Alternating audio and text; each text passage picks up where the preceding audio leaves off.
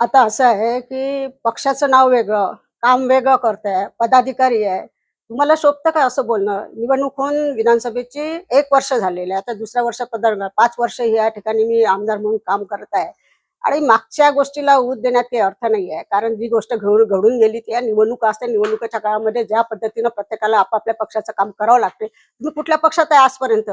एका कुटुंबातच दोघं जण 2 पक्षात काम करताय. त्या ठिकाणी असणाऱ्या या ठिकाणी महानगरपालिकेची महत्त्वाची निवडणूक आहे. सहकार्याची निवडणूक आहे. त्याच्या पाठीशी आपण ताकदीने उभं राहिलं पाहिजे. आणि या ठिकाणी ह्या दाम्पत्य आपण बघताय, की बायको वेगळ्या पक्षाचं काम करते, नवरा वेगळ्या पक्षाचं काम करते. ज्या ठिकाणी असणाऱ्या आपण ज्या पक्षाच्या नेत्या म्हणून काम करतात, मुख्यमंत्र्याच्या बाजूला उभं राहून या ठिकाणी प्रचार करतात आणि त्याच ठिकाणी जाऊन त्याच इथे आपला नवऱ्याच्या पक्षाचा उमेदवाराचा प्रचार करतात. तिथे सभेला जात नाही. हे कसं दुटप्पी धोरण आहे? मला पाडायचं होतं तर तुम्हाला काय ग्राउंड मोकळं होतं. कोणाला कुठे काही सांगितलं नव्हतं, इथे जाऊ नका, तिथे जाऊ नका. मी सन्माननीय अजितदादांच्यावर विश्वास असणारा राष्ट्रवादी काँग्रेस पक्षाचा पक्ष आहे. त्याच्यावर माझा सन्माननीय अजितदादांवर विश्वास आहे. 2009 मध्ये 2004 मध्ये सन्माननीय अजितदादांनी मला या ठिकाणी दिली होती. मी निवडून आली होती.